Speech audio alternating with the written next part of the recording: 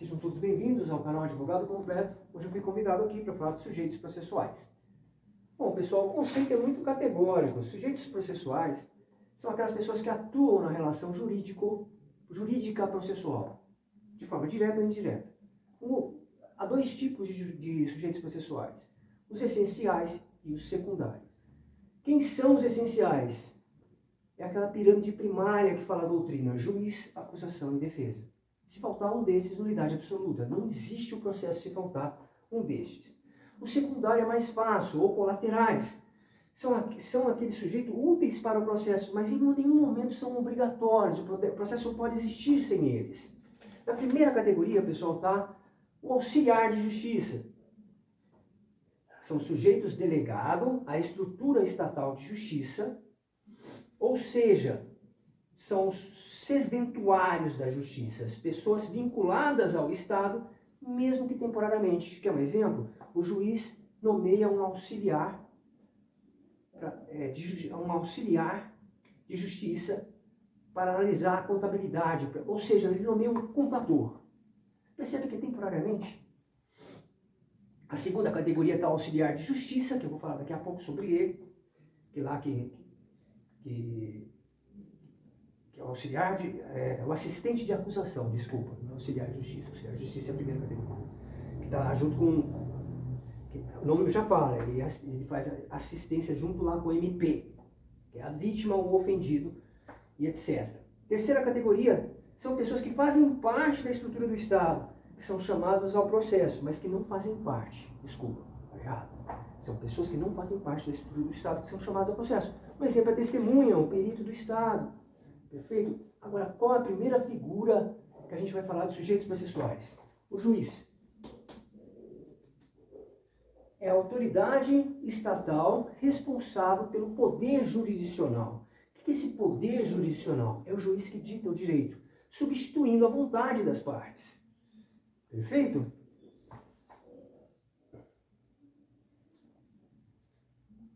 É ele que vai dizer o direito num caso concreto. Aí você me pergunta quais são os poderes do juiz. O juiz tem poder de polícia, de policial? Não, pessoal. Poder de polícia administrativa. O que significa? Ele vai cuidar do andamento do processo. Isso é uma garantia funcional. Ele vai disciplinar. Ele tem esse poder de polícia. Vamos dar um exemplo. Está um júri popular. Um monte de gente querendo entrar, porque é um caso muito famoso. De repente o juiz fala, não entra mais ninguém. Está vendo? O poder de polícia administrativa. Qual outro poder que ele tem, além de polícia administrativa? Ele tem poderes jurisdicionais, que é o poder típico da figura do juiz. A gente tem os poderes meios, que são os atos... A gente tem os atos ordinários, que faz parte dos poderes meios. Que são aqueles atos que dão andamento à marcha processual. Temos também, dentro desses poderes meios, os atos instrutórios, na qual instrutórios está relacionado a meios de provas. Poderes fins, atos de decisão e atos de execução, onde a sentença vai ser efetiva. Está ligado à efetivação da sentença em si. Requisitos da magistratura. Primeiro requisito da magistratura é investidura. Você fala, o que é investidura? Investidura, pessoal, é o que dá a qualidade do juiz ser juiz. A qualidade da figura do juiz a uma pessoa. Isso é investidura. Como é que é possível conseguir isso? Através de concurso e títulos, na verdade são dois concursos, e através do quinto, que chama, né?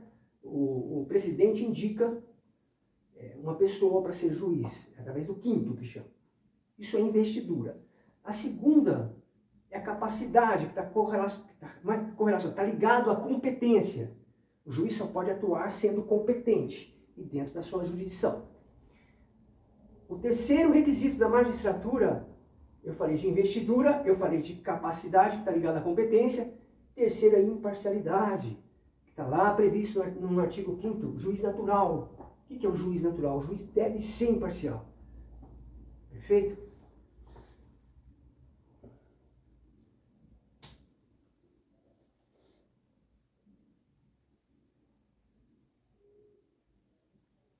Tá. Prerrogativas do juiz. Quais são as prerrogativas? Pessoal, isso aqui não é uma cola, tá? Isso aqui é o que vocês devem fazer. Quando forem estudar, escrevam bastante. Porque a escrita faz você memorizar. Tá? Então vamos lá. Quais são as prerrogativas do juiz? Vitaliciedade. O que é isso? Vitaliciedade. O juiz só pode ser tirado do cargo por uma decisão judicial transitada em julgado. Mesmo assim, ele pode entrar com recurso, tá? Depois de 2 anos que ele adquire essa vitaliciedade. Quando a gente fala de tribunais, STF, STJ, essa vitaliciedade já é automática. Tá?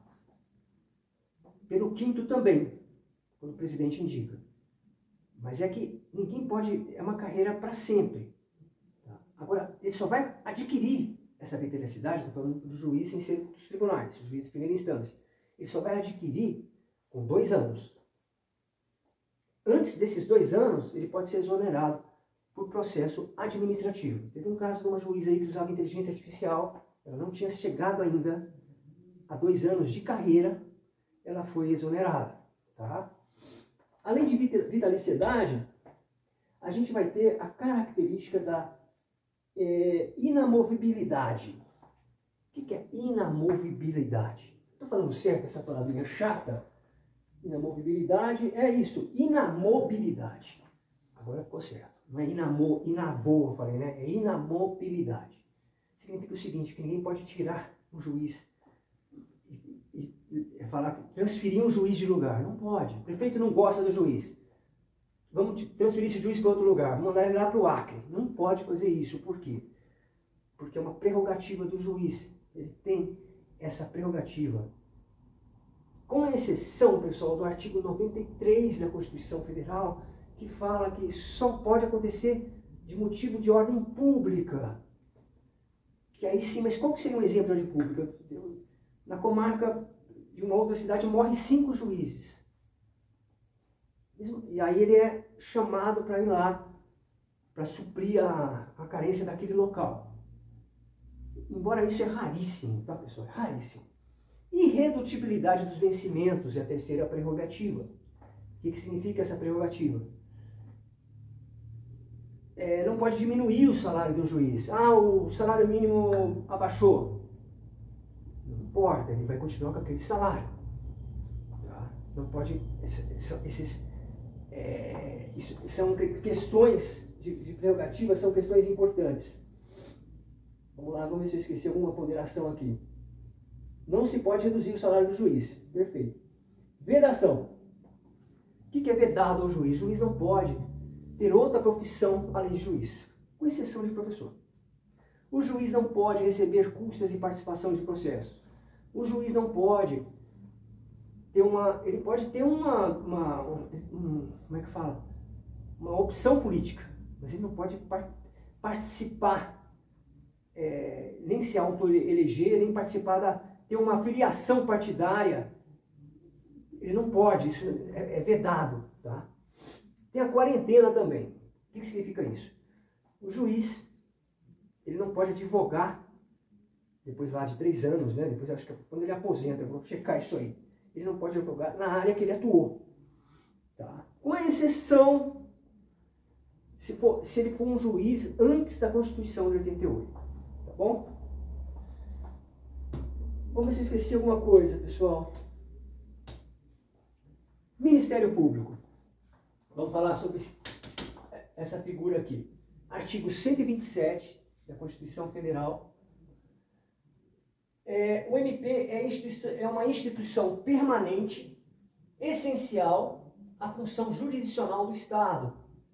Quais são as missões? A missão. Qual a missão do MP? Defesa da ordem jurídica, defesa do regime democrático, defesa do interesse social, defesa dos interesses individuais e indisponíveis, controle externo da atividade política, promover ação penal pública incondicionada. Qual que é a natureza do MP? Ele é o quarto poder, órgão autônomo e independente do Poder Executivo. Importante explicar que o MP se divide em MPU e MPE. O MPU é o Ministério Público da União e o MPE é o Ministério Público do Estado. O MPU tem 4 subdivisões, pessoal. MPF, tá? Que é o Ministério Público Federal, órgão responsável por assuntos federais, crimes federais. MPM, Ministério Público Militar, se ocupa com militares da União, não tem nada a ver com militares do Estado, tá? MPT, Ministério Público do Trabalho, é um MP direcionado às questões trabalhistas, fiscaliza essa coisa das empresas, mas presta atenção, se tiver empregados lá com condições análogas a escravo, quem vai cuidar é o MPF, né? É o Ministério Público Federal. MPDF, Ministério Público do Distrito Federal. Funciona como um órgão estatal. Se um militar da União comete um crime no Distrito Federal, quem atua é o MPM. O DF é um ente federativo sui generis, atípico. Funciona como Estado e município ao mesmo tempo. É um ente federativo atípico. Funciona como Estado e município ao mesmo tempo. Se a gente está falando do MPDF. Se um militar mata outro militar no DF, quem cuida é o MPF. Crime de moeda, MPF. Vamos lá. Princípios informadores do MP. A gente tem o primeiro princípio, a unidade. O MP é um órgão único na esfera federal. Só há um MP, MPU. Na esfera estadual, MPE.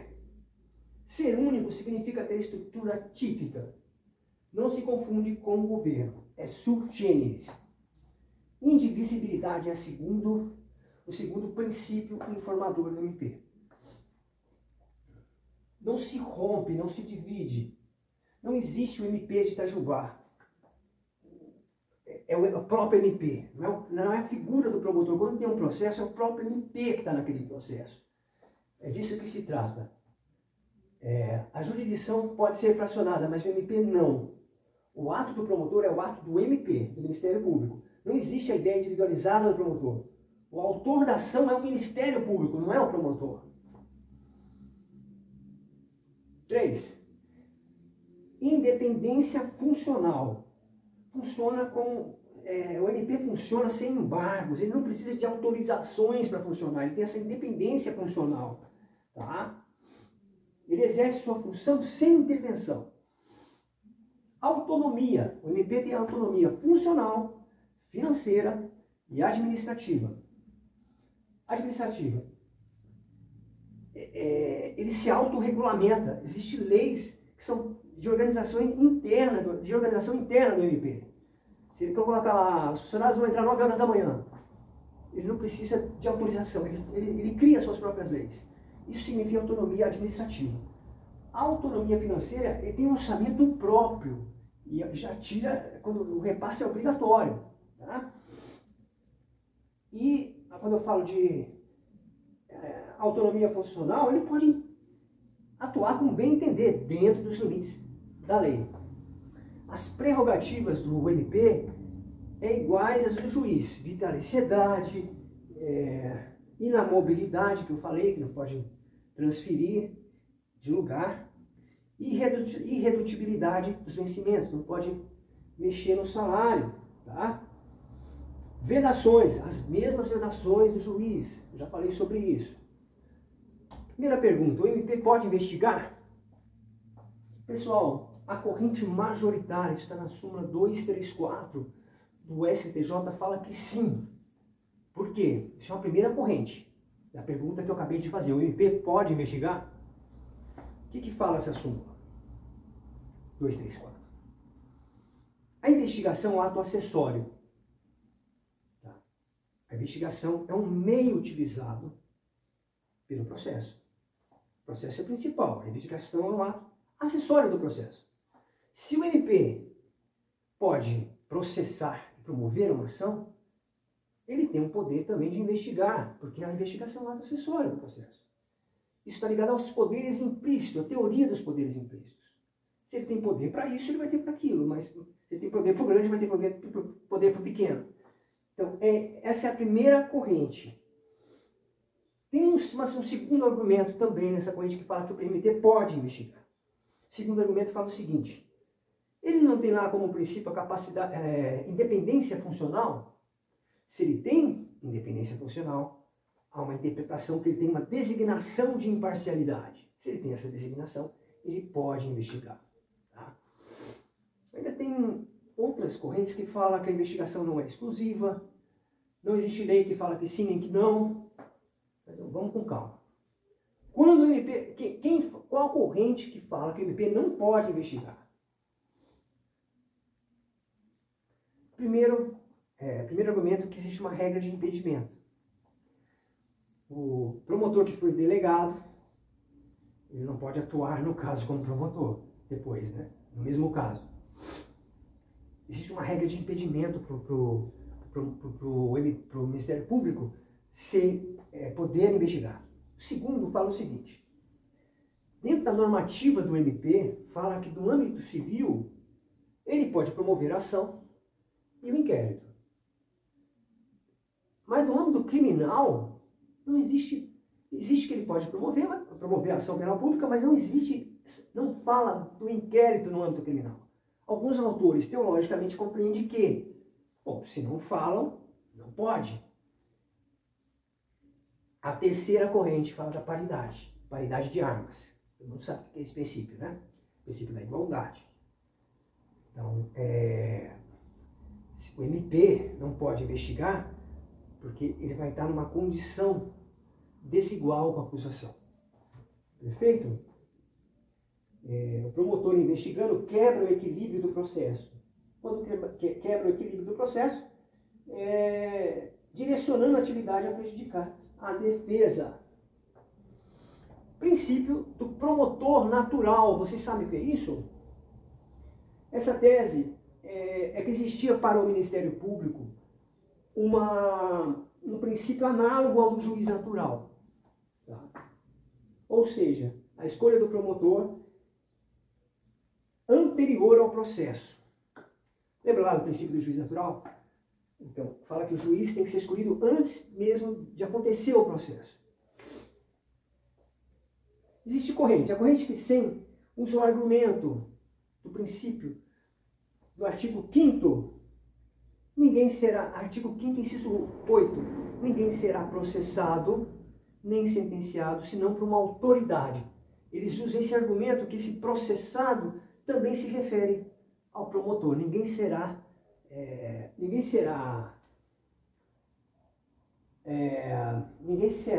processado senão pela autoridade competente. Eles usam esse argumento desse princípio, que isso se refere também ao promotor. Ninguém será sentenciado ou processado por uma autoridade escolhida previamente. Eu estou na corrente que sim, tá, pessoal? O juiz natural deve existir do começo ao fim. Se o juiz natural deve existir do começo até o fim do processo, o promotor também deve ser escolhido anteriormente, desde o começo. Como ele possui independência funcional, ele tem capacidade dessa designação de ser imparcial. Se ele possui independência funcional, ele tem capacidade e designação de ser independente e ter essa imparcialidade. Corrente que diz que não, está no STJ HC 67759, o que fala que não. O princípio do juiz natural liga-se à imparcialidade. Só que o promotor é parte, como é que ele vai ser imparcial? Essa é a primeira corrente que fala que não, e tem muita procedência esse pensamento. O juiz é parte, como é que ele vai ser imparcial? Segunda corrente fala o seguinte: o MP é indivisível. É diferente do juiz natural. A jurisdição é fracionável. O MP é uno e indivisível. A escolha de um promotor para o processo é uma questão de norma interna. É uma escolha feita dentro do MP. É a norma interna do MP. Se tiver um promotor especialista em crimes digitais, por que ele não pode ser escolhido? Ele pode ser sim escolhido. Tá? Então, eu repito, o MP é indivisível. Como ter um juiz natural se há indivisibilidade? A escolha do promotor que vai atuar é uma questão interna do MP. 3. São essas duas correntes, tá, pessoal? Que não. A atuação do MP, ela é híbrida. Por que híbrida? Porque mistura a função de parte e de fiscal. Fiscal é custos legis. Lembra lá, na ação penal, na ação privada subsidiária da pública. O MP vai atuar como fiscal, custos legis. Bifocal. Olha em duas direções, tanto para acusação quanto para defender a ordem pública. O MP é defensor da ordem pública. Lembra lá quando a gente começou? Isso está na Constituição Federal, tá, pessoal? Artigo 257. Promover ação penal pública, fiscalizar a execução da lei, custos legis, exercer controle interno das atividades policiais. O MP é parte processual da ação penal pública incondicionada. Lembrando o quê, pessoal? Quando fala quando se fala promotor, ele não é só um promotor de justiça. Ele está representando a justiça. Tá?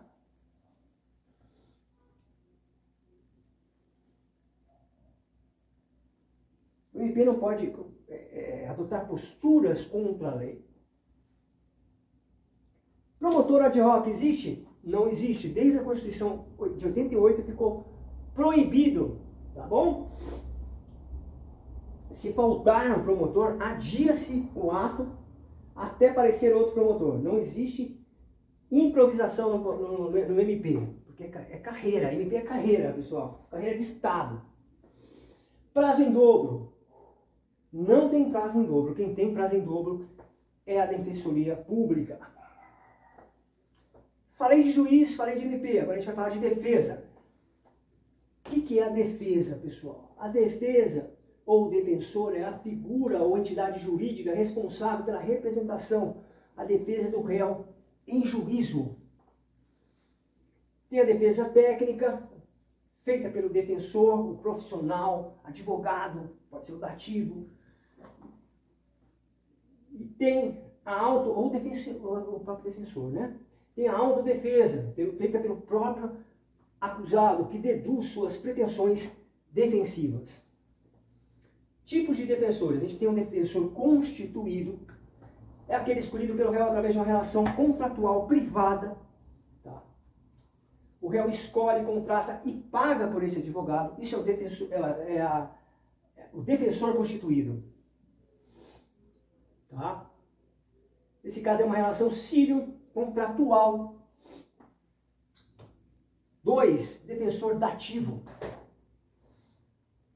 Também são advogados. Só existe defensor dativo técnico, nunca leigos, tá?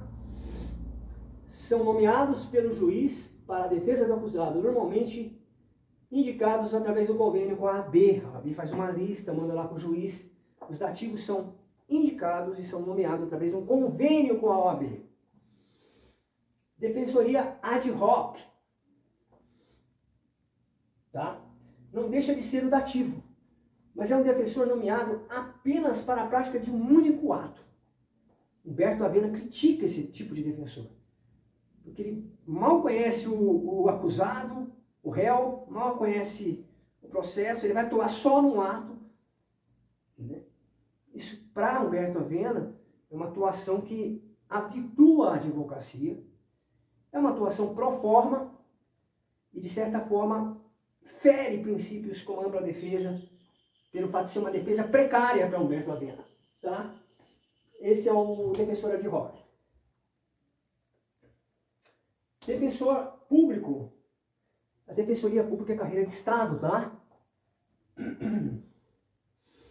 Organizada pela lei, destinada à defesa do hipossuficiente. A defensoria é uma carreira de Estado, acessada por concurso, prevista em lei. Tá? Em tese, a figura do dativo não deveria mais existir.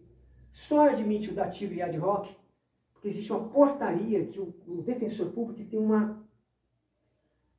limite de processo. Se extrapolar esse limite, aí chama um dativo ou um ad hoc. Curador é a figura processual que representa os interesses do réu de capacidade reduzida. Perfeito? Já quando atua quando a gente está falando de curador, o juiz nomeia o curador, que é advogado, também pode ser nomeado para defender indígena, pessoas que têm incapacidade mental. Instrumentos de legitimidade do defensor. Procuração é o primeiro deles, tá, pessoal? Um documento formal ao qual o titular de direito transfere os poderes de representação em juízo a terceiros. O titular transfere seus direitos a um terceiro, que é o advogado, para representá-lo em juízo. O titular de direito transfere seu direito a um terceiro advogado para representá-lo em juízo. Isso aí é uma procuração. Sem ela, nulidade não é nulidade relativa, porque pode ser feita uma ratificação. Tá bom? Perfeito, agora vamos lá. Eu faço a pergunta: Defensoria Pública também não precisa de procuração, pois a sua atuação ocorre pela Lei Complementar 80 de 1994. A relação de defensor público não é pessoal com o réu, mas institucional. O próprio termo de atendimento já legitima como se fosse uma procuração. Procuração não é obrigatória para o defensor dativo nem ad hoc. São nomeados pelo juiz sem acordo de vontades. O termo de nomeação já legitima como advogado. NPJ, Núcleo de Práticas Jurídicas. Se o núcleo for procurado pelo réu, precisa de uma procuração, pois há uma relação contratual. Já quando atua por convênio com o judiciário, indicado pelo juiz, não precisa. Isso está na súmula 644 do STJ. Poderes específicos ou especiais da defesa são prerrogativas que geram graves consequências e precisa de autorização expressa de instrumentos de procuração. Quais são elas? Aceitar perdão, ato personalíssimo, tem o poder de extinguir o processo, precisa de autorização do réu. Propor exceção de suspensão, pois implica acusar o juiz de parcialidade. Pode configurar calúnia e difamação. Terceiro, propor incidência de falsidade documental. Perfeito? 4, queixa-crime. Acusar de crime exige autorização expressa. Atuação da defesa. A defesa técnica deve ser atuante. É obrigação em IP e juiz fiscalizar a defesa. Sua ausência gera nulidade absoluta. Súmula 523. Lembra lá? Ausência de defesa, nulidade absoluta, defesa precária, nulidade relativa. Curatela. O tema curatela, pessoal, está lá no artigo 262 do CPP, que fala o seguinte: o artigo prevê curatela obrigatória ao menor. O problema é que esse termo não pode se referir ao menor de 18 anos, já que esse não é sujeito, não pode ser sujeito do processo penal. Tá? Esse sentido era válido antes de 2002, quando o Código Civil previa a menoridade relativa ao menor de 21, maior de 18. Primeira corrente, ainda aplica o artigo